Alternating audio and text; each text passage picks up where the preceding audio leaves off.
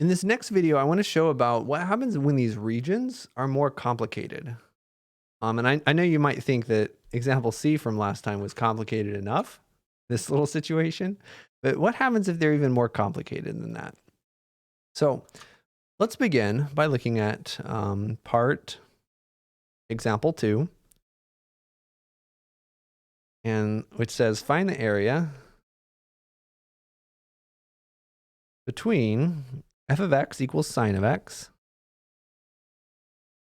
and g of x equals 2 over pi of x. Again, this is just a line. The rise over run is up to right pi. So it's not as weird as it looks. On the interval from negative pi over 2 to positive pi over 2. And so what we think is the right answer is the integral from negative pi over 2, positive pi over 2. We don't know which one's bigger, so let's just choose one. And remember, if we choose wrong, then we just get a negative area, and we just slap the negative off, and we'll still get the area. So let's just choose one. Sine of x minus 2 over pi x dx. And let's calculate this with GeoGebra and visualize this with GeoGebra. See what happens when our region is more complicated. So if we're looking at f of x is sine of x, and g of x is 2 over pi times x, but we need to zoom in a little bit so we can see this a little bit more clearly.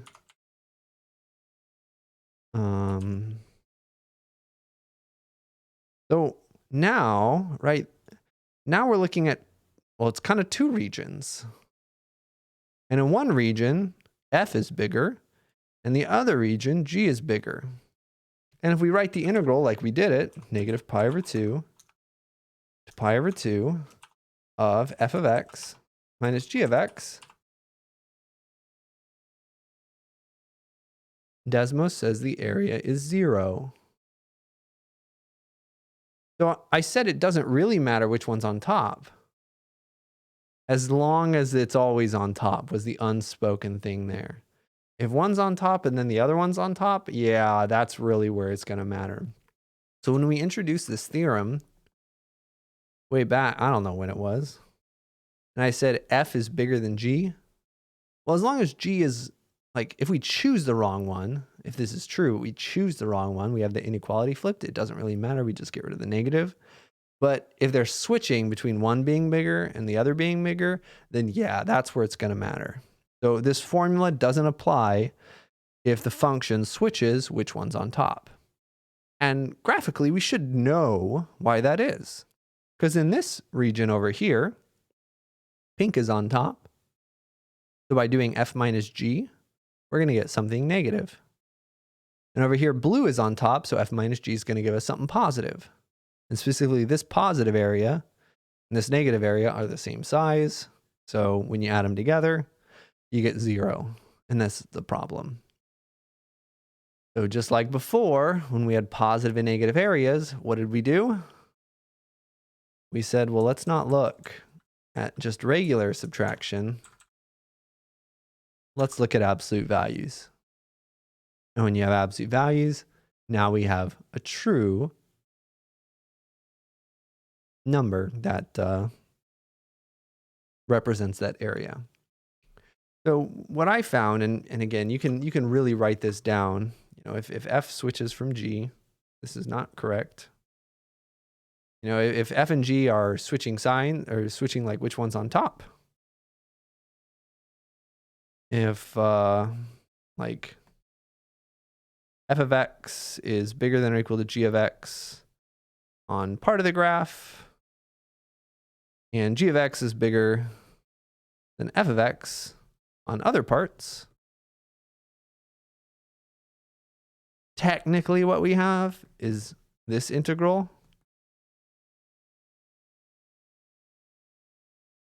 This is not my favorite. You can box this. You can put a theorem here. The book has a theorem for this. I think it's easier just to split this up into two integrals, which you have to do anyway, and which we've been doing before. So let's look at one integral from negative pi over 2 to 0. where g is on top, and then another integral from 0 to pi over 2, where f is on top. And again, in this case, we have the situation where these are both odd functions. So really we could really just double that area, but here's what we technically have, and here's what we have to do to solve the problem. When this switches, you can either put it as an integral with absolute values, or you can just split into multiple integrals, which is really the same thing. But I like this yellow idea better. So we're going to split this into multiple integrals. So our area is going to be the first area when g is on top, plus the second area where f is on top. The integral from negative pi over 2 to 0 of f of x minus g. Sorry, I lied. Don't lie to your students, Jason. G of x minus f of x plus the integral from 0 to pi over 2 where f was on top. And again, this is equivalent to the absolute value definition, but I think a little bit more conceptually straightforward. So now you just substitute everything in, plug things in, and you should get the right answer. Perfect opportunity. This is the end of the, well, not the end of the video yet, but this is the last example of this video. Perfect opportunity to pause, skip to the end, and see if you get the right answer. Really good practice. You're not going to get better so much by just watching me do it. The best thing is for you to be doing it, and then you can use this video as a guide if you get lost or stuck, and want some guidance. All right, so I'll just talk my way through the solution, and let's see what we have. So g was the 2 over pi x, and f was sine. The negative this 2 over pi x, remember that's just a number, minus sine of x dx, plus this other integral, which is just the opposite, really, of sine of x minus 2 over pi x. Now we calculate antiderivatives. The antiderivative of this, remember this is just a number times x. The antiderivative, we just use the power rule. Add an exponent and divide by an exponent. When we divide by that 2, the 2's cancel. The antiderivative of sine is negative cosine of x. That needs to be evaluated from negative pi over 2 to 0. Double check. Is the derivative of the bottom equal to the top? Yeah, looks good. And then we already did the antiderivative, so it's basically going to be the same thing. Antiderivative of sine is still negative cosine. Antiderivative of this is still this. And now evaluated from 0 to pi over 2. And now we just plug things in. At 0, we're going to get 0 plus cosine of 0. Cosine of 0 is 1. Minus when we plug in negative pi over 2. Going to be, let's write that one out. Cosine of pi over 2 is 0. Plus, when we plug in pi over 2, again, cosine of pi over 2 is still 0.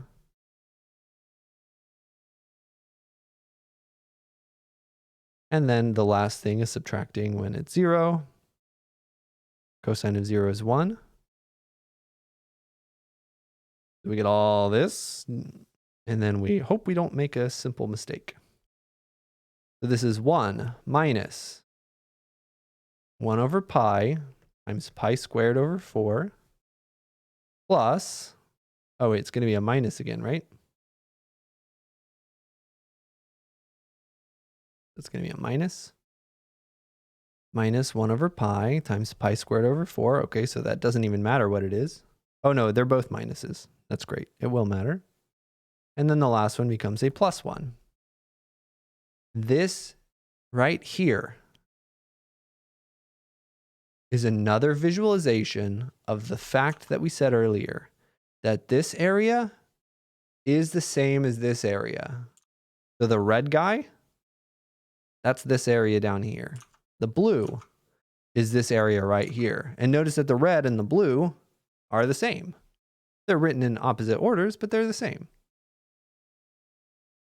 Okay, so 1 plus 1 is 2. And then we have 2 of these guys as well. And they simplify to just pi over 4. So we have 2 minus pi over 2 as our answer. 2 minus pi over 2. Hey, that's what we expected to get from our Desmos. Fantastic. And that's the area. Technically, for all of these, we are talking about areas. So it'd be very good to say area is going to be units squared. So if we're talking about feet, it'd be feet squared. Meters would be meters squared. For an integral, integrals are just numbers for definite integrals. But if we're specifically talking about areas, that's where this sort of thing would make sense to include. All right, let me know if you have any questions. That's the video. Bye-bye. Good luck. Have fun. Enjoy math.